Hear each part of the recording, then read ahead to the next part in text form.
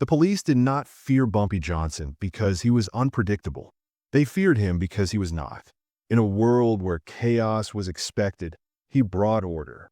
In a system where criminals reacted emotionally, he reacted with patience. Officers who had spent years studying organized crime later admitted something that still unsettled them. They understood the Mafia. They knew its rules, its hierarchy, its habits.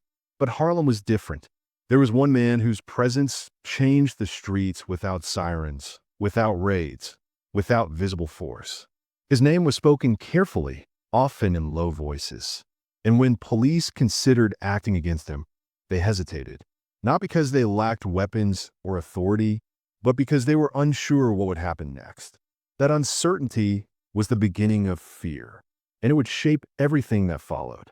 Long before Harlem knew him as Bumpy Johnson, he was Ellsworth Raymond Johnson, a boy growing up in a world that offered little protection and even less forgiveness.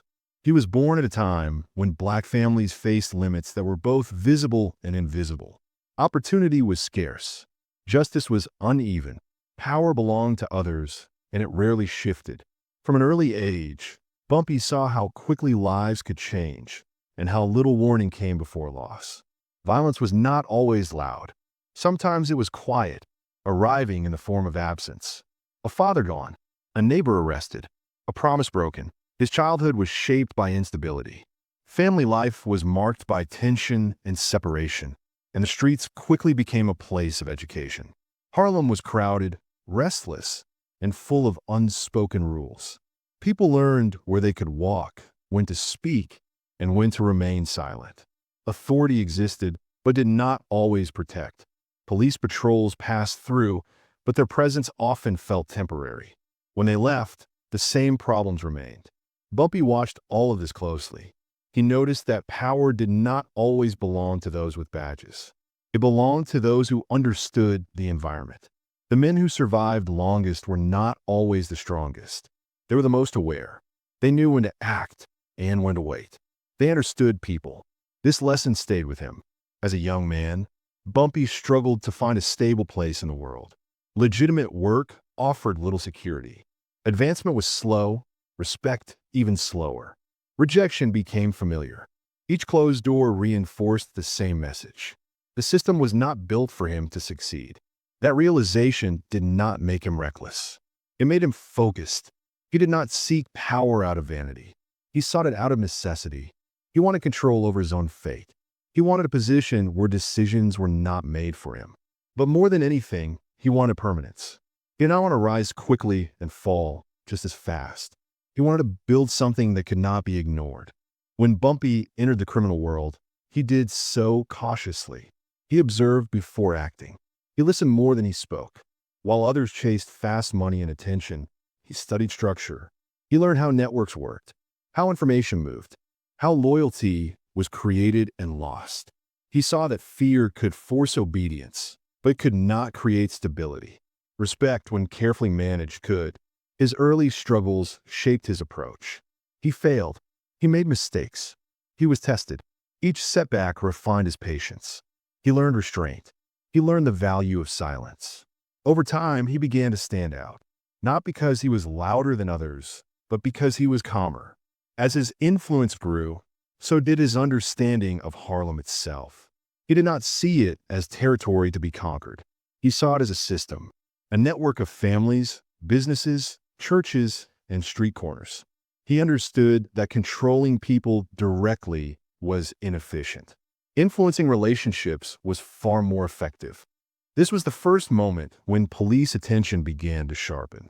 Officers noticed that certain areas remained quiet without heavy patrols. Disputes ended without arrests. Violence appeared contained. This calm did not follow normal patterns. It did not come after raids or crackdowns. It appeared on its own. That alone raised concern. Bumpy's rise was built on alliances rather than constant conflict. He negotiated when others fought. He compromised when it suited him and held firm when it mattered. This flexibility confused law enforcement. They were trained to identify clear enemies. Bumpy did not fit the profile. He was visible but difficult to challenge, present but rarely exposed. He also understood the law better than many expected. He learned how cases were built and how they collapsed. He knew when evidence mattered and when it did not. This knowledge protected him. When questioned, he chose his words carefully. When watched, he gave little away. Officers sensed his awareness, and it unsettled them. The turning point came when Bumpy made a decision that changed his role entirely. Instead of fighting every force around him, he positioned himself between them. He became a broker of balance. This choice was irreversible. It placed him in a space where he could influence outcomes without direct confrontation. For the police, this was deeply troubling. They were accustomed to chasing criminals. Bumpy did not run. He waited. A major moment revealed the depth of his control. During a period when Harlem seemed poised for chaos, when tension ran high and violence felt imminent, something unexpected happened. The streets quieted, not because of police excess, but because of private intervention. Conflicts were settled before they escalated. Trouble was discouraged quietly. Officers patrolling those areas sensed it immediately. Something was holding the neighborhood together. It was not the law. Media coverage hinted at this strange stability. Reports described Harlem as tense but controlled. Journalists struggled to explain why. They did not name Bumpy openly, but his presence was felt between the lines. Rumors spread. Stories circulated. His reputation grew beyond the streets and into police briefings. Public reaction was complicated. Some residents feared him. Others trusted him more than official institutions. Many simply accepted his presence as a constant. This mixture of fear and reliance made him powerful in a way the Mafia never achieved in Harlem. Organized crime groups relied on hierarchy and secrecy. Bumpy relied on familiarity and understanding. Police departments responded with frustration. Traditional tactics failed. Arrests removed individuals, not influence. Informants were unreliable. Witnesses remained silent, sometimes out of fear, sometimes out of loyalty, often out of calculation. Bumpy had positioned himself as a figure who would remain long after officers rotated out of their posts. As pressure increased, Bumpy adapted. He allowed small losses to protect the larger structure. If an associate was arrested, he adjusted. If a route became risky, he shifted. His patience frustrated law enforcement. They expected desperation. They saw none. This was the moment when fear fully replaced confidence. Not fear of violence, but fear of effectiveness. The realization that a man operating outside the law could shape outcomes more reliably than official authority was deeply unsettling. It challenged the foundation of policing itself. Bumpy's eventual decline did not come from a single dramatic event. It came slowly, through age, changing times, and shifting social conditions. His power did not collapse. It faded. When he died, there was no celebration among police. There was relief, but also unease. His absence left a vacuum that no one was prepared to fill. The calm he had maintained disappeared quickly. Violence returned. Fragmentation followed. Police suddenly faced a Harlem without the quiet order they had come to depend on, even if they resented its source. Bumpy Johnson left behind more than a criminal legacy. He left behind a question that still lingers. Why did one man command such influence without constant force? And what does it mean when official systems cannot replicate that control? The answer lies not in myth, but in understanding. Bumpy did not defeat the police. He exposed their limits. He showed that power rooted in patience, relationships, and awareness could rival power backed by law. And that realization, more than anything else, is why the police feared him more than the Mafia. The fear that followed Bumpy Johnson into police stations did not arrive all at once. It grew slowly, built from repeated moments that officers could not explain away. Each time the police believed they were gaining ground, the streets adjusted before they could act. Each time they expected retaliation, calm appeared instead. Over time, this pattern created doubt. And doubt, inside law enforcement, is dangerous. It weakens confidence. It forces hesitation. Bumpy Johnson understood this better than anyone watching him. As his influence expanded, Bumpy focused less on visibility and more on consistency. He did not need to announce power. He needed it to be felt. Harlem, to him, was not simply a place of business. It was an ecosystem. Every action created a reaction. Every disruption carried consequences. While the Mafia often relied on rigid hierarchy and punishment to enforce order, Bumpy relied on understanding how people behaved when pressure was applied. Police began to notice that disputes rarely escalated without his approval. Arguments that should have turned violent ended quietly. Turf conflicts dissolved before patrol cars arrived. Officers would respond to calls expecting chaos and find nothing. No victims, no witnesses, no arrests. At first, this felt like success. But over time, it raised uncomfortable questions. Who was resolving these conflicts before the law arrived? Bumpy's strength was not brute force. It was anticipation. He knew what would happen if violence spiraled. Increased police presence, media attention, outside intervention. He avoided all three. This restraint made him unpredictable in the eyes of law enforcement. They could prepare for raids and shootouts. They could not prepare for silence. Inside police departments, conversations began to change. Officers spoke less about how to arrest Bumpy and more about whether arresting him would help. Some believed removing him would cause chaos. Others argued the law had no choice. This division alone showed his influence. A criminal figure was shaping police strategy simply by existing.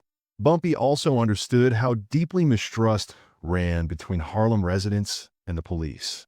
Years of neglect, discrimination, and failed promises had created distance. He did not create that distance. He used it. When conflict arose, people brought them to him first. Not because he was kind, but because he was present. He listened. He responded. The police, by contrast, arrived late and often left early. This reality terrified law enforcement. Authority depends on legitimacy. When a community chooses an alternative source of order, official power erodes. Bumpy did not need to challenge the police openly. The community's behavior did it for him. His relationship with the Mafia further complicated matters. Law enforcement understood organized crime families. They were hierarchical, rule-bound, and predictable. Bumpy refused to be absorbed fully into that system.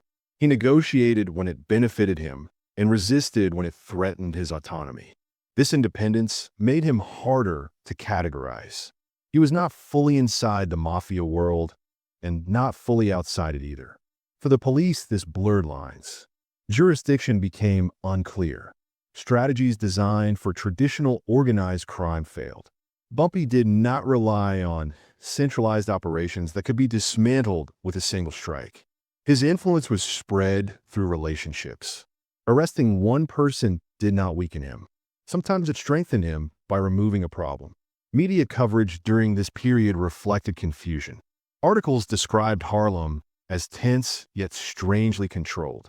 Crime existed, but it did not always explode the way statistics predicted. Journalists hinted an unseen hand maintaining balance. While names were avoided, the implication was clear. Someone other than the police was keeping order. Public reaction mirrored this complexity. Some residents feared Bumpy deeply. Crossing him carried consequences. Others saw him as protection in a world that offered little. Many remained silent, choosing survival over moral clarity. This silence frustrated investigators. Without cooperation, cases stalled. Evidence disappeared. Witnesses forgot. Police increased pressure. Surveillance expanded. Informants were pushed harder. Raids were conducted. Yet each move seemed to trigger an adjustment. Routes changed. Meetings moved. Communication slowed.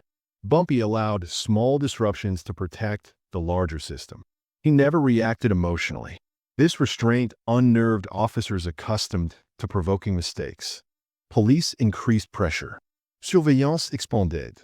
Informants were pushed harder. Raids were conducted. Yet each move seemed to trigger an adjustment. Routes changed. Meetings moved. Communication slowed.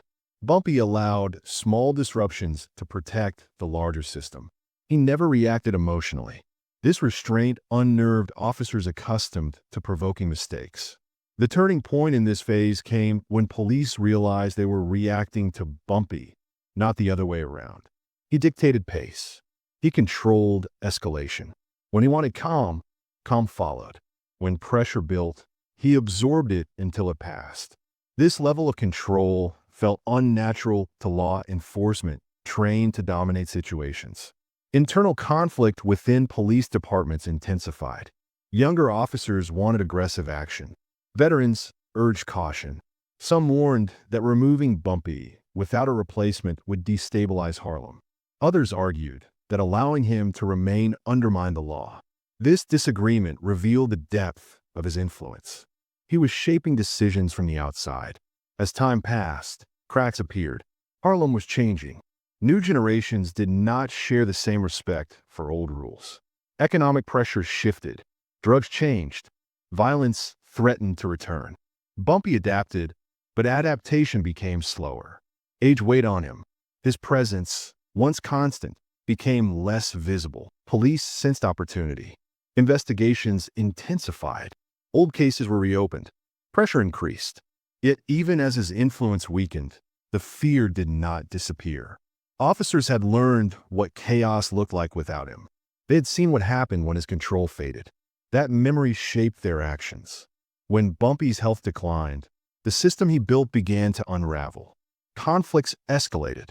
Rival groups tested boundaries. The quiet order he maintained fractured. Police patrols encountered scenes they had not seen in years. Violence returned unpredictably. His death marked a definitive end to an era. There was no dramatic confrontation, no final arrest, just absence.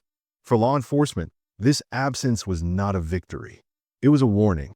The balance that had existed, however uncomfortable, was gone. In the months that followed, crime surged. Fragmentation replaced structure. Police suddenly faced a Harlem that no longer responded to quiet intervention. The predictability they once resented vanished. They were forced to confront a reality they had avoided. Removing one powerful figure did not restore control. It removed the only stabilizing force the community recognized. Bumpy Johnson's true impact became clear only after he was gone. His presence had masked deeper failures. Failures of trust. Failures of protection. Failures of legitimacy. The police feared him not because he was violent, but because he was effective in ways they could not replicate. This realization lingered long after his name faded from active case files. Bumpy Johnson had shown that authority does not come from force alone. It comes from understanding, consistency, and presence. When those qualities exist outside the law, fear follows. And that fear, once learned, does not disappear easily. When Bumpy entered the criminal world, he did so cautiously. He observed before acting. He listened more than he spoke. While others chased fast money and attention, he studied structure. He learned how networks worked, how information moved, how loyalty was created and lost. He saw that fear could force obedience, but could not create stability. Respect, when carefully managed, could. His early struggles shaped his approach. He failed. He made mistakes. He was tested. Each setback refined his patience. He learned restraint. He learned the value of silence. Over time, he began to stand out, not because he was louder than others, but because he was calmer. As his influence grew, so did his understanding of Harlem itself. He did not see it as territory to be conquered. He saw it as a system, a network of families, businesses, churches, and street corners. He understood that controlling people directly was inefficient. Influencing relationships was far more effective. Yet silence does not last forever. New pressures began to appear. Younger figures in Harlem did not grow up under the same rules. They did not share the same respect for quiet authority. They were more impulsive, more willing to challenge old structures. Bumpy understood this shift. He saw that his system depended on shared understanding, and that understanding was fading. At the same time, law enforcement strategies were evolving. New tactics, new leadership, and new political pressure created momentum. There was a renewed focus on asserting authority in areas long considered difficult to manage. Police believed the moment was approaching when Bumpy's influence could finally be neutralized. But even then, hesitation remained. Officers remembered what happened when calm disappeared. Bumpy's health became a factor he could not control. As his physical strength declined, his ability to intervene personally diminished. Decisions slowed. Responses were delayed. The structure he built began to show gaps. Rivals tested boundaries more openly. Conflicts that once would have been settled quietly began to spill into the open. The police noticed this shift immediately. Patrols encountered scenes that had been rare for years. Arguments escalated. Violence returned unpredictably. The fragile balance that had existed under Bumpy's influence began to collapse.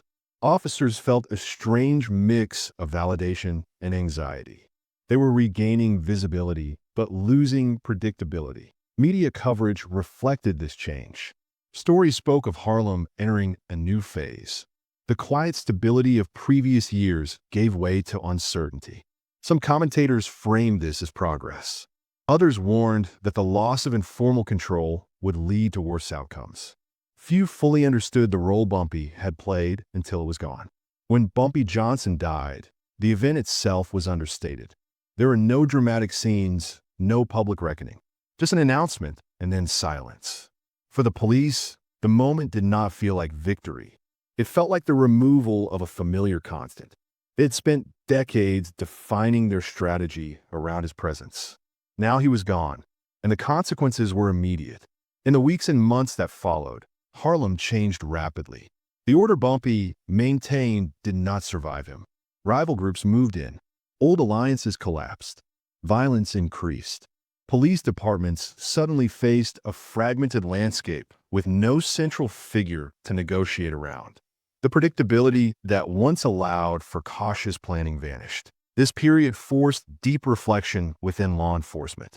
Officers compared notes.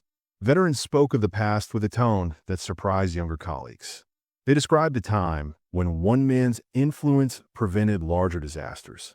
This was not admiration. It was acknowledgement. Bumpy Johnson had filled a void left by institutional failure. When that void reopened, the damage was clear. The ethical questions became unavoidable. Should the law ever tolerate unofficial authority if it produces stability? Or does that tolerance undermine justice itself? Bumpy's story did not provide easy answers. It exposed the consequences of neglect. When communities do not trust official systems, they turn to alternatives. Those alternatives may reduce harm in the short term, but they carry long-term costs. Historians later examined Bumpy Johnson as a case study in power. Not power enforced through fear alone, but power maintained through understanding. He knew his environment. He knew people's needs, fears, and limits. He responded consistently. That consistency created order where the law struggled to do so. For the police, this was the most unsettling lesson. They were trained to believe authority came from law, structure, and force. Bumpy demonstrated that authority could come from presence and reliability. That revelation did not make him right, but it made him effective. His legacy is not one of heroism or redemption. It is one of contradiction. He reduced violence in some moments while enabling harm in others. He protected certain people while exploiting others. His system depended on control that excluded accountability. The damage caused by crime did not disappear under his influence. It was simply managed. This complexity is why his story endures. It challenges simple narratives. It forces uncomfortable questions. Why did the police fear him more than the Mafia? Not because he was stronger, not because he was richer, but because he exposed a weakness they could not easily fix. The Mafia operated within expectations. They could be studied, infiltrated, dismantled over time. Bumpy operated between systems. He adapted constantly. He blurred lines. He made enforcement unpredictable. And unpredictability is what institutions fear most. In the end, Bumpy Johnson did not defeat the police. He did not overthrow the law. He revealed a gap, a space where authority failed and alternative power took root. When he was gone, that gap did not close. It widened. The story ends not with resolution, but with a question that still lingers. If one man could shape a community more effectively than official authority, What responsibility does that place on the system meant to serve that community? That question remains unanswered. And perhaps that is the true legacy of Bumpy Johnson.